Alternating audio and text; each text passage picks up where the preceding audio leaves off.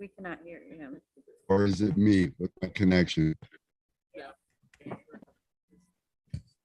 Probably can't hear me either. Oh, he's frozen. I can hear you, John. Can everybody hear me? Well, you're breaking up, Mike. Yeah, you're breaking up. Sound like you're in a tunnel. Well, actually, my phone fell off the top. Is that any better? Yes, All right, thank you. So can I have anyone in favor of this approval of the minutes? Say aye. I, Any Aye. opposed? That is carried. Moving on, there was one item on the agenda where our planning organization was going to give us their annual There's report. an exception here. I abstain. Abstain. Thank you, Brad. So there was one item on the agenda for our planning group to talk about their annual report. But one thing has come up that I thought that would be interest to the committee.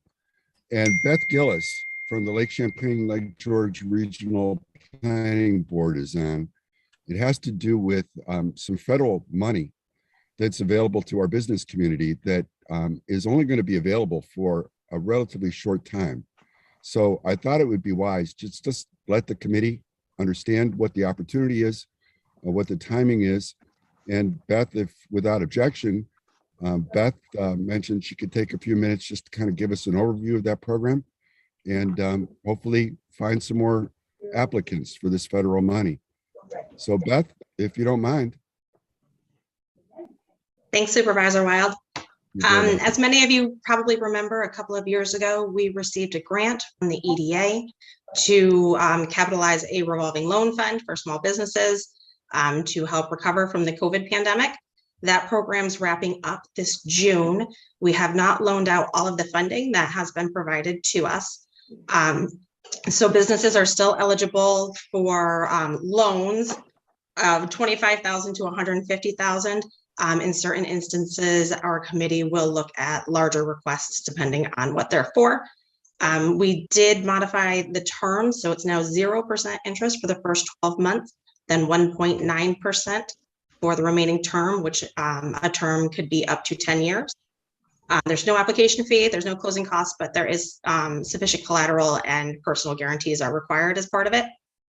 And so it is for working capital for businesses that have been negatively affected by the pandemic, but we'll also look at business resiliency aspects. So that could include the purchase of like outdoor furniture or tents if a venue has been renting them and has decided that they want to continue to provide outdoor space and would like to purchase their equipment, we'll look at those.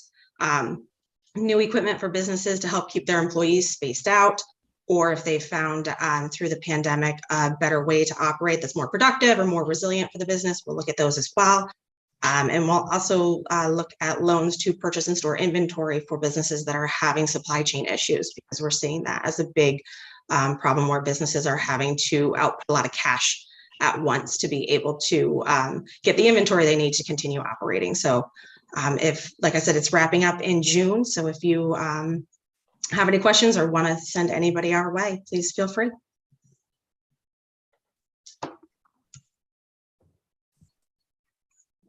Thank you, Beth. How about that?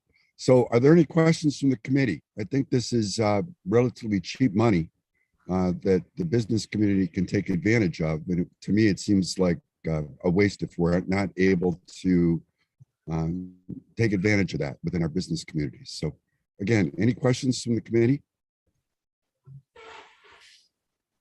Hearing none, seeing none. Beth, thank you very much. I appreciate your patience. So moving forward, I see Ethan on Zoom, but I'm not sure if there's anyone else in the committee. Oh, all of a sudden I see Sarah, Ethan. I'm not sure Wayne is around, but I'm going to turn it over to your team to give the presentation about the great work you've done this year and where we're going. Okay, thank you. Wayne has another meeting, so he can join us today. But I'm going to be giving a presentation on our annual report. We have hard copy reports. So if you're not here in person, we'll leave those in your mailbox. If anybody would like a digital copy, just let me know and I can email you one. And I'm going to share my screen.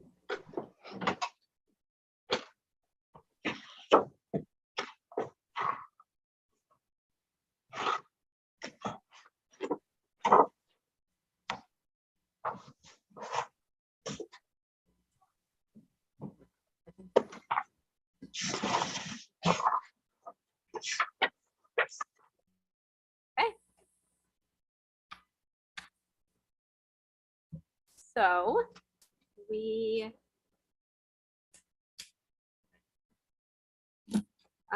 Sarah, be sure to get the microphone down. okay.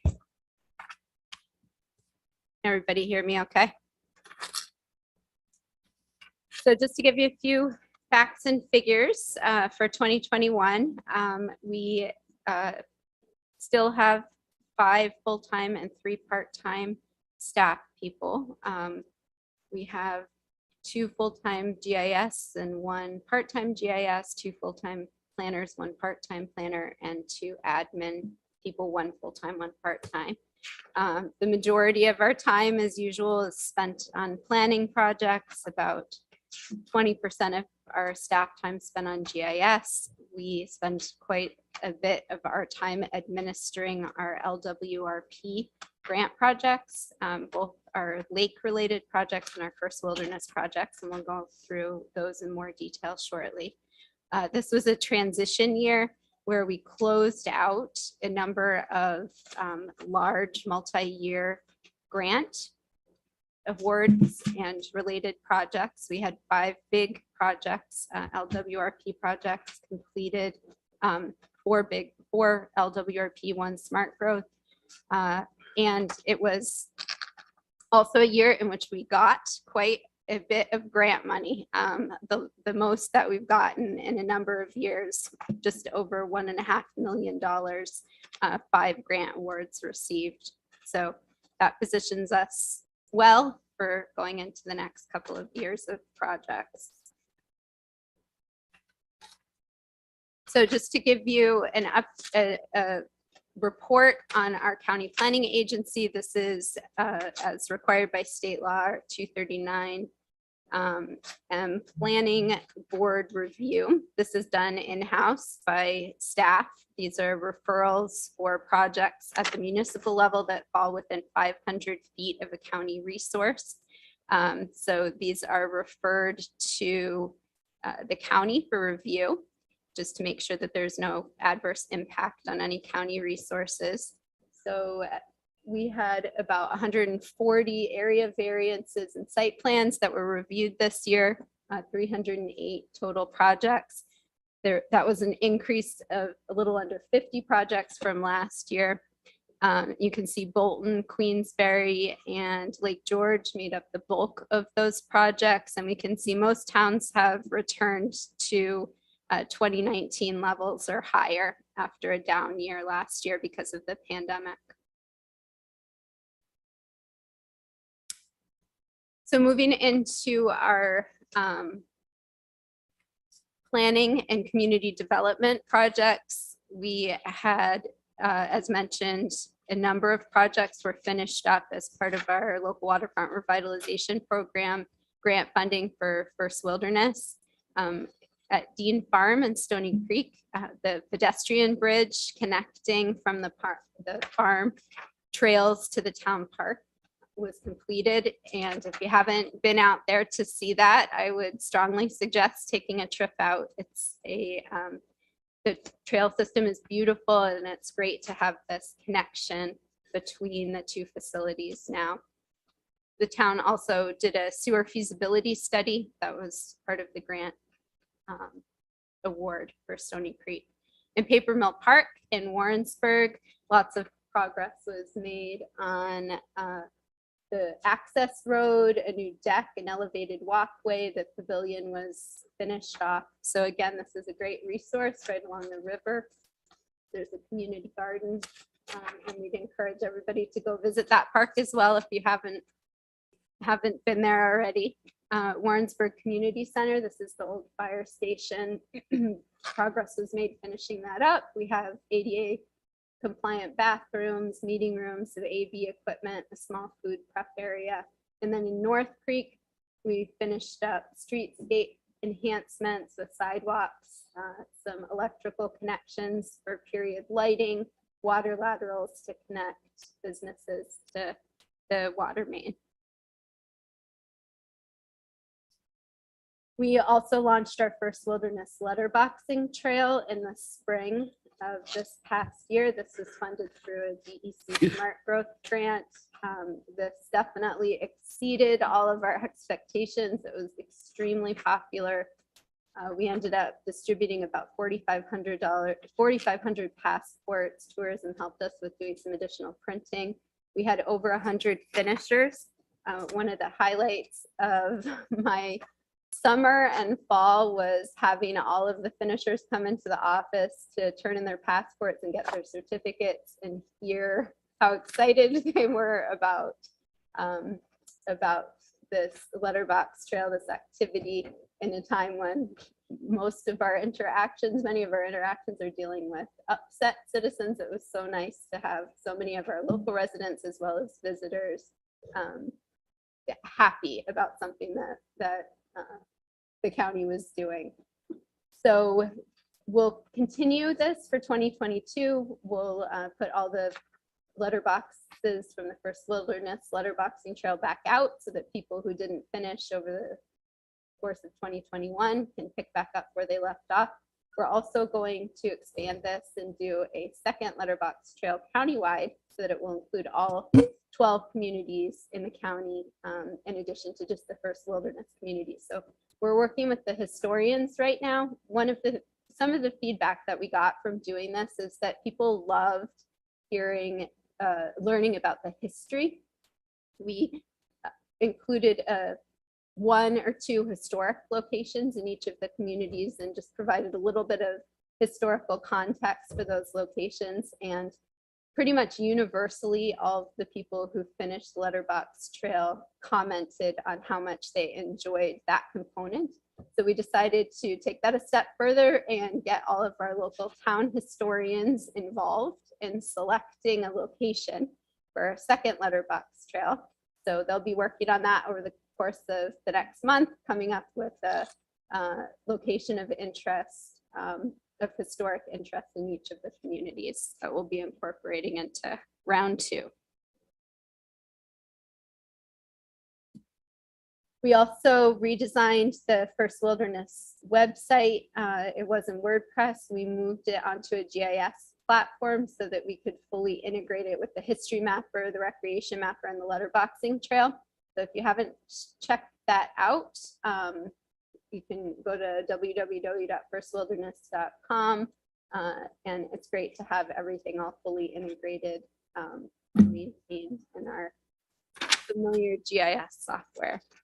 We also started our Stories from Open Space project. We talked about that briefly, I think in the late fall and a little bit last month. This is a collaborative media project with the local firm in Saratoga Springs. We're working with our county historian, the Historical Society. We also have a number of local high school and college students. We're doing interviews with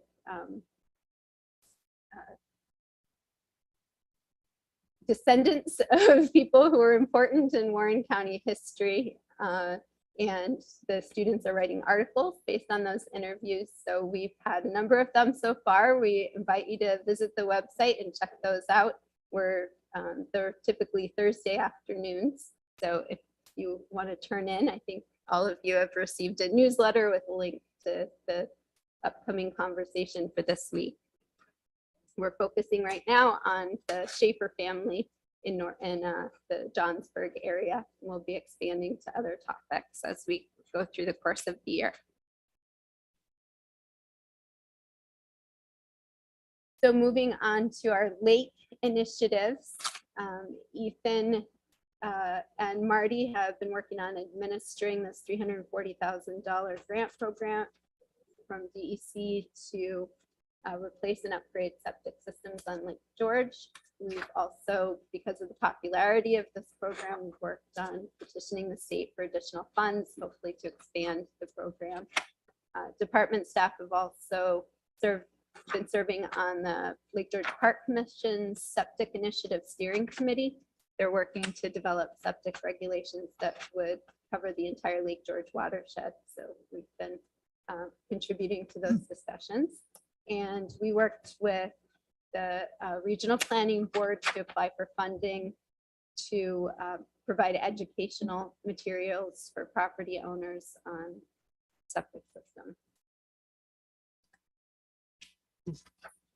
So we did a lot on the aquatic invasives front this year as well. One big improvement was the development of a field data collection application and online dashboards that were used by our divers in Lake George. This allowed the divers to collect real-time information on the milfoil that they were harvesting in the lake.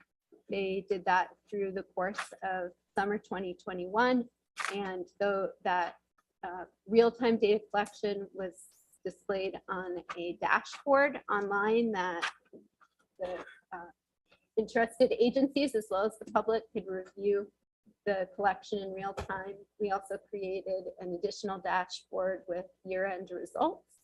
And we created a third dashboard that took all of the historic data that we have back for the past 20 plus years of milfoil harvesting in Lake George to try to quantify the progress that is being made in milfoil eradication, and also help to target efforts moving forward to make sure that we're targeting efforts in the locations where they're most effective. We also continued the boat inspection and decontamination program with almost 35,000 inspections on Lake George and about 7,200 on Spoon Lake. And you can see the number of decontaminations as part of that project.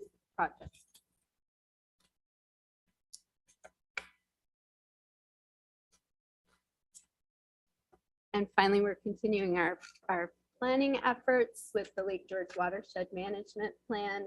This is in collaboration with the Regional Planning Board with a grant funded by the New York State Department of State to develop a plan for the Lake George watershed. So our department has assisted the planning board with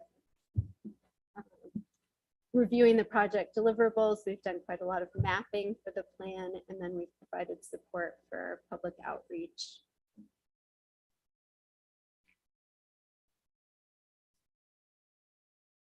In addition to our grant-funded programs, we also provide technical assistance and participate in a number of other programs. Our planning director sits on both the planning and technical committees for Adirondack Glens Falls Transportation Council. We also provide GIS technical support as requested for AGFTC. Our department manages the Climate Smart Communities program. This year in particular, we worked on an electric vehicle fleet initiative, which Ethan is working on with a number of other county staff. And we are in the stages of conducting a municipal, an energy audit for this building, the municipal center.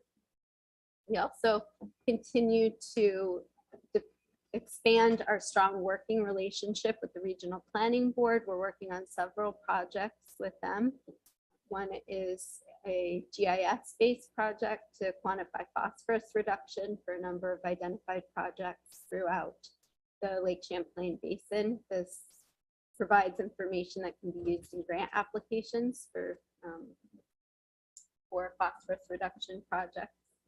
We're also working on creating economic, housing, and demographic dashboards for the Regional Planning Board for their website.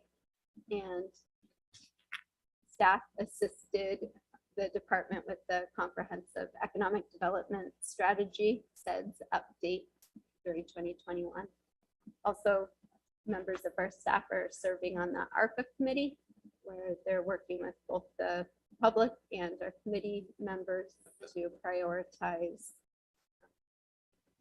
recipients of ARPA funding.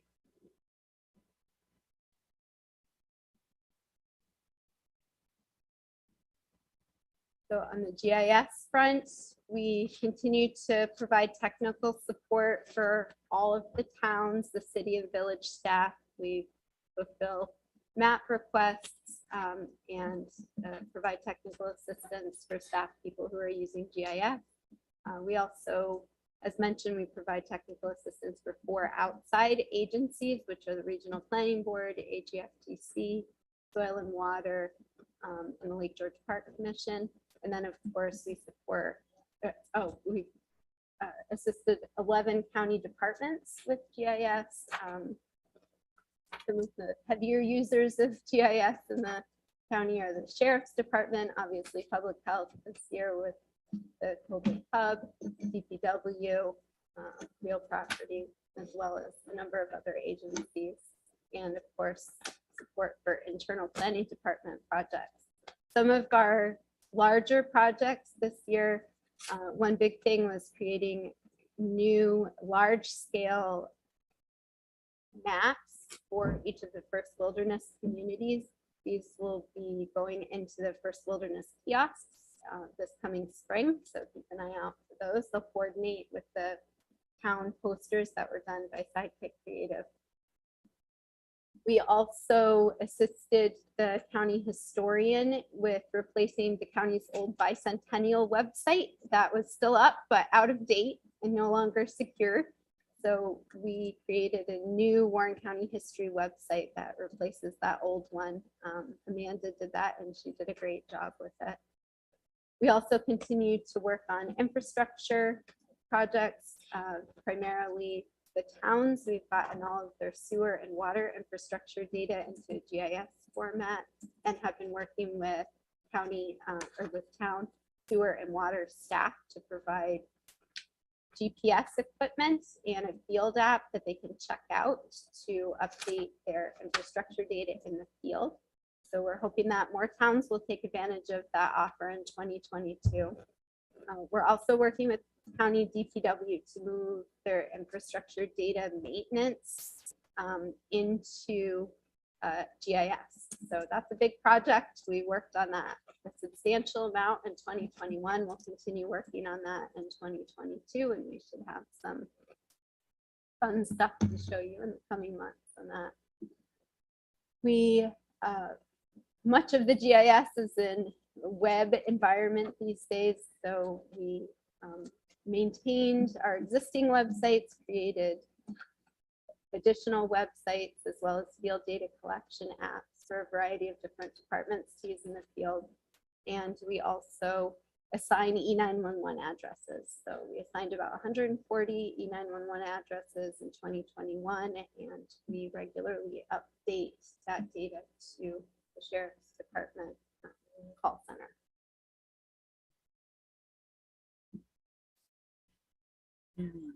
So we had about 1 million page views for our GIS, Warren County GIS created and maintained websites in 2021. The bulk of those, just under 700,000, were our COVID hub website. I want to thank our public affairs director for taking over the maintenance of that in late 2021. Our other top 3 applications maintained by Warren County GIS are Community Map, ImageMate, and a Recreation Mapper. There's a full list of all of the websites and how many page views each of them got in 2021 in the hard copy annual report. Oh, if I could just jump in here, I think Sarah's being a little bit modest about her GIS work. Heard Amanda, launching all this stuff online, making all this data available publicly. It puts us at a leg up for economic development purposes. A lot of communities don't have all this information out for the public. So imagine if you're a site selector and trying to think about where you want to put your business or purchase your property. Warren County, it's like, we have all the zoning, we have all the other regulations, we have all the tax parcel information and environmental considerations right there. And that's a huge leg up over other counties that don't have that. So kudos to Sarah and Amanda on that. Thank you, Ethan. So we continued our collaborative efforts with many community organizations. A number of us volunteer for these organizations outside of work time, as well as collaborate with them as part of our day-to-day work efforts. This is an important part of planning and something that we take seriously and also enjoy. So as mentioned earlier, we had a really good year as far as grant funding, thanks in large part to Ethan's efforts, as well as Wayne and Pat. We were successfully awarded over $1.5 million in grant funding for 2021. The bulk of that was for Countryside Adult Home, which I think, as you heard this morning, work is moving forward with quite a lot of needed repairs and upgrade to the HVAC system. We also got $36,000 for Pottersville Water District. We got $46,000 for housing needs analysis. So we're in the midst of preparing an RFP. We'll hire a consultant and do some of that work in-house, but work with a consultant and get input from all of the interested parties. We received $40,000 from for an organics management plan, which will primarily be administered by our new staff person in DPW.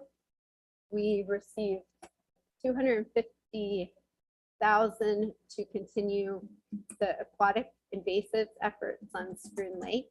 And one of the things that we're going to be doing with this additional funding is implementing field data collection and monitoring, similar to what we rolled out on Lake George last year. So we'll be using the same technology to be able to track our milk oil data more effectively in the Spruce Lake watershed. And then we got $42,500 for a recreation economy strategic plan, which will be matched by county funds. And again, we'll be engaging a consultant to work on that, as well as doing some work in-house.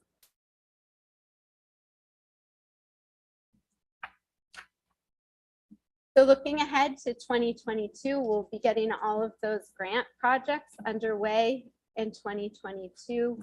One of our other big projects is to focus on developing a countywide comprehensive plan. There's going to be a lot of funding available this coming year, so we want to make sure that all of the communities are well positioned to apply for funds. I'm going to let Ethan talk about that in a minute. We're going to continue our aquatic invasives work. As mentioned, we'll be working on a new letterboxing trail, a hard copy recreation map, our housing needs analysis. We'll be continuing our stories from open space and infrastructure projects. One new project that we're working on is we're collaborating with the advanced GIS class from Skidmore College. We're working on doing build out analyses for a number of communities throughout the county. So we'll give you an update on that at an upcoming meeting. And at this point, I'm going to turn it over to Ethan. Thanks, Sarah. I think Sarah summed it all up, but I think one things that I wanted to impress upon this group is that we want to get all of our municipalities positioned well for another round of grant funding. The governor's budget includes substantial funding for the Environmental Protection Fund, which is the money that we tap into for most of our community development projects. So we're going to have another conversation about this going forward, but I encourage everyone to talk to their residents, look at your existing comprehensive plans and other community plans that you might have, figure out what some of the priority projects are. And when the state budget is passed in April, the funding agencies will in turn start releasing what grant programs they're going to fund. So we're going to have another conversation about that next month. But again, I just encourage you to start looking at your existing community plans, figure out what some of your priorities are for projects and other funding, and we can start having conversations about that one-on-one or even in the committee setting. Thanks, Ethan. Does anybody have any questions? Sarah, it's Andrea. Okay, Hi, I don't think you mentioned the work you did on the broadband grant either. yes, you're right. I forgot that. Yes, I That was helped a big one. Beth with the broadband grant. You were a huge help. Yeah, you were a huge help. So thank you for all that you've done. All right, Sarah, thank this for Ethan, or both of you. I mean, we're talking about getting new grants. I know we had a huge success on the septic grant there that we got for Lake George. And I know we went to it pretty quickly. We have a lot of applications. And we're applying again for more grants because there's so many septics out there that people are looking forward to. I guess my question is how are we going in that process of getting these grants awarded? I know some people just put in a letter that I'd be interested in that grant, and people were put on the list, but there are other people that had all their information and their surveying and their all their environmental stuff are ready to go, and they didn't make that list. So is there a way that another grant's coming in to help these people that were prepared? And if it does, it's the people who are shovel ready, I would say, that should be able to get these grants, and not ones that saying, well, I know I have to have one, so I'm just going to put in my word. That's a great question. Yeah, we had really high demand for this septic replacement program. We had thousands of, or it was 1,500 potentially eligible residents in multiple municipalities, a much larger geography than most other counties in New York State that got funding for this program.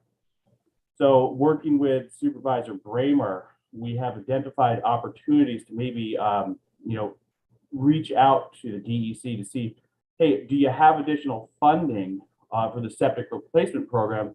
And we're trying to make a case that, we had about 100 applicants, and we're going to have a whole bunch more pending Lake George Park Commission septic regulations in the next year or two, if they do pass. And so we are working on shaking some money out. And I do recognize that we certainly were unable to meet the demand for the funds, but we have been working diligently to petition for more money. I can't give you details on when additional money might be released, but I can say that we have been working on it quite diligently.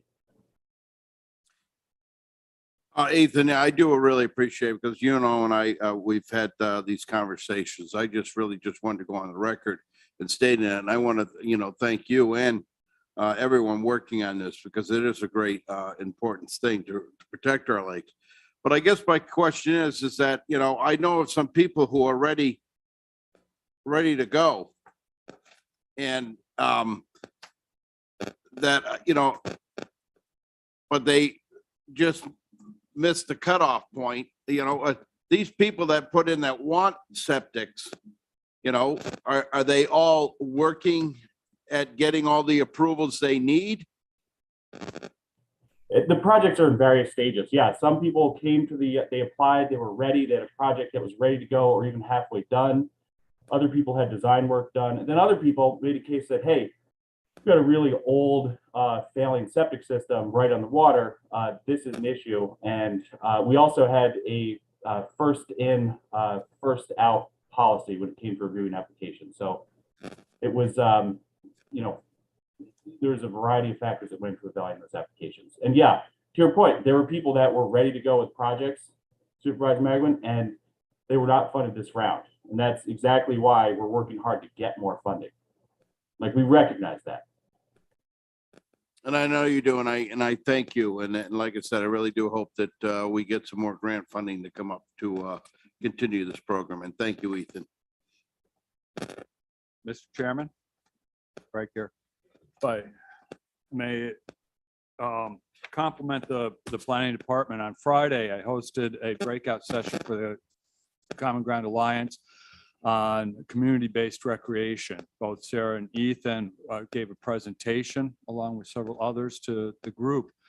And it really stood out as I was watching this on what a fantastic job our planning department has done on highlighting our assets here in the county on that. So I want to thank them very much for that. Another one is that on page 25, and looking ahead to 2022 here, you'll see the countywide comprehensive plan.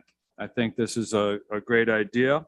If there are elements of it already in place, the recreation study, the housing study, capital improvement plan, that all of these components, when put together, can really help us as a board of supervisors on making sound decisions towards a definite goal on things. Our county is very well poised with the staff at the planning department to pull something like this off. And they will be requesting a set aside from the ARPA funding to complete this plan. I would highly support and recommend such a thing from the ARPA committee. Thank you. Are there any other questions? If I could just jump in and, Ethan, please do. yeah, you know, Supervisor Leggett makes a really good point about the countywide comprehensive plan. To date, we do not have a guiding policy document for the county. You know, previous chairwoman Sieber had started working on a mission statement to get us all sort of rowing in the same direction.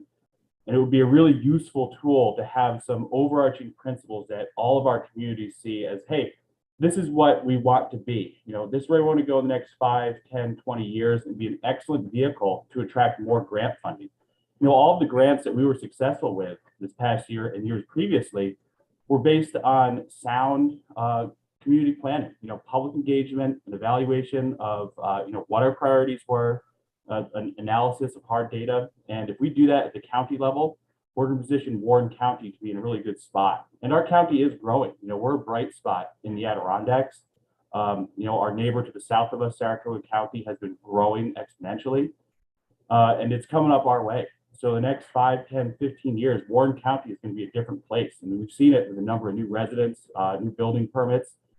And this is our opportunity to really say, hey, where do we want to go, as opposed to sort of letting it happen.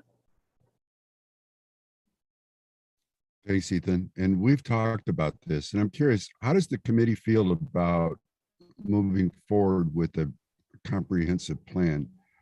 Obviously, we need to understand what it's going to take to get there, but is the pleasure of the committee to consider something like that? Absolutely. Anyone opposed to that? Anyone opposed? So I think what I'd like to recommend is maybe, Ethan, if you have time, we can get together and see if we can put together a plan to bring to the committee next week in terms of the steps that are required for us to, and what it might cost. Is the committee in agreement with that? I would be if we understood anything you just said. You were glitchy. So sorry. I'm not sure how to make it happen. I'm in the Panhandle, Florida. But what I'd do is and create like a straw man to make this happen. Anyone here? I think, No. can I pop in Uh, for a quick second? please help me. Well, I think it's great. It sounds like you have consensus on the committee to move forward with, starting to think about the comprehensive plan. This is something I talked about years ago, and I know that especially the planning department, as their planners, think the comprehensive plan is important. And we have some money that we're going to talk about at ARPA to put towards a comprehensive plan. So I think you guys do your thing, and the ARPA committee will try to move forward an idea for funding out of ARPA. Thank you. Thank you, Claudia. And Ethan and I will get together. Hopefully we can have by next week a plan, next month, a plan to move forward and what we expect the cost might potentially be for something like that. Can everyone hear me? I'm trying to join again by my phone, but I'm not sure it's going to work. So. You're in. Supervisor Wild, we can sort of hear you. But I think the takeaway is, yeah, we could put together a one pager on, the nuts and bolts of what it would take to do a county comp plan, approximation of costs. And we could also talk about the, I think using ARPA funding is a wise decision. If we do apply for grant funding to get money to develop a county comprehensive plan, the timeline for that looks like, okay, we get our applications in by July 30th. We don't hear back on whether or not the application was successful by mid-December of 2022.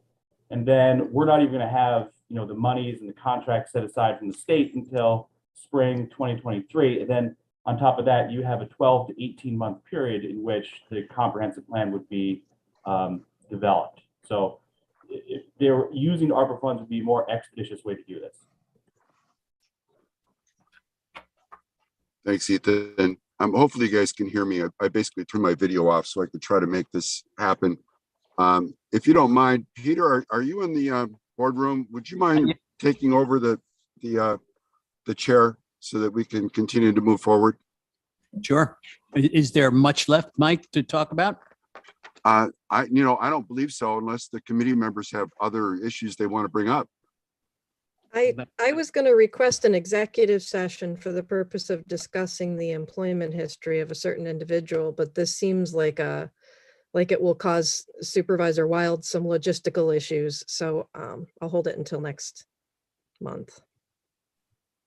Oh, thank you. Thank you for that. Mike, I don't think, is there anything left? I have nothing else to add, Peter. I'm just curious if Don might have anything from the public. Apparently Supervisor Sieber has her hand up. Supervisor Sieber, did you want to say something? I would, thank you. I recognize that only the committee members weighed in on that last discussion about the strategic plan, and I'd just like to circle back as a member of the board regarding that discussion. And Supervisor Wild, I know it's probably difficult to see my hand or hear us with the poor connection. I appreciate Supervisor McDevitt taking over. But I just want to voice my strong support for formulating not only a mission statement, but a guiding document. I am concerned about using ARPA funds for that. However, I'm not so sure that that is the best use of those funds, because this is a long-standing need that we have had in our county for some time. We are so fortunate to have Ethan with the experience that he has leading up the charge on that, but it's also my understanding it could be very costly.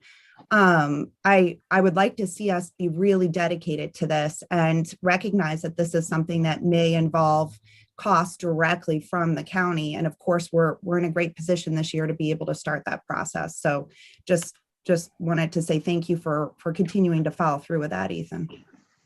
Thank you, Supervisor Sieber. Supervisor Hogan. Thank you. How much are we over on sales tax? I'm sorry, what was that again? How much are we over on sales tax? Our chairman, or our administrator? Is the question about 2021 or 2022? 2021.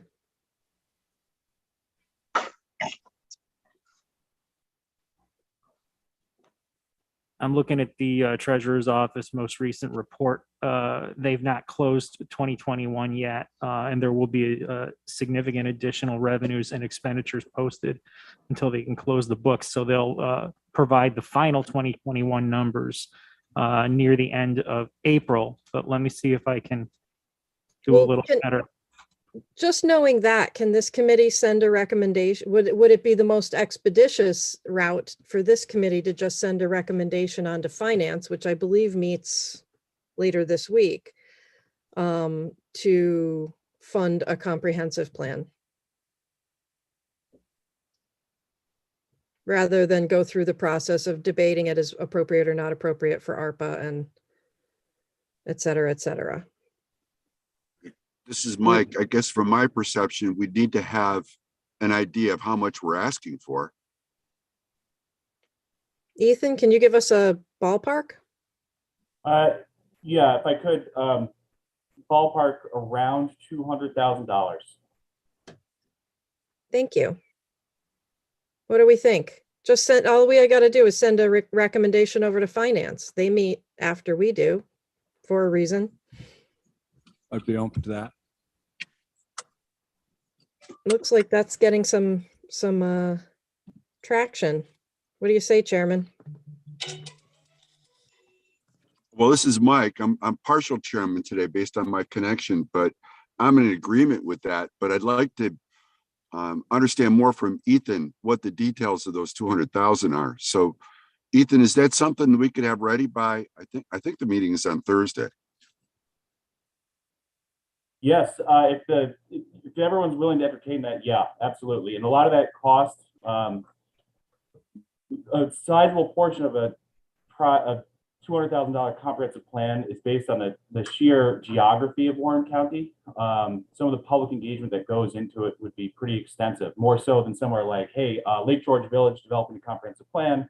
Your public engagement can be fairly limited, whereas a countywide plan, it's a bit larger. And we do benefit from already having parts of a capital improvement plan in place. But yeah, I can get a one-pager for you. I would be in support of that. Do we need a resolution for that? Or is it just a recommendation? You need a motion and a second to refer it to finance. I'll make that motion. And can you restate the motion? To refer to finance a request to appropriate enough money to undertake a comprehensive plan. Thank you. I'll second it. Second by Brad. Somebody's got to call it. I I'll second call it. All those in favor? Aye. All right, any opposed? Hearing none, that motion carries. Yeah. And then, I can't really see any hands, so you guys don't feel free to interrupt me and jump in. hey, yeah, Mr. Chairman, Craig Leggett here. I do have that in 2021 for distributions of sales tax to the county. So this is all the, or the county distributions. I don't have all those records. It was 34 million as opposed to 29 million in 2020, which was as high as it ever was. So. Thanks, Okay. Craig. It seems like this should be an easy ask then. I chuckle with that one, but we can try. And I will get with Ethan. We'll talk about something from my my private sector experience was we need to identify the costs, the benefits, the risks, and the timing. And I think we'll put together a presentation and hopefully get it through the finance committee. So is there anything else that anyone else would like to bring up? Hearing none, is there a motion to adjourn? So moved. I was wondering if anyone heard me. All in favor to adjourn, say aye. Aye. Any opposed? Hearing none, the meeting is adjourned. Thank you very much, everyone, for your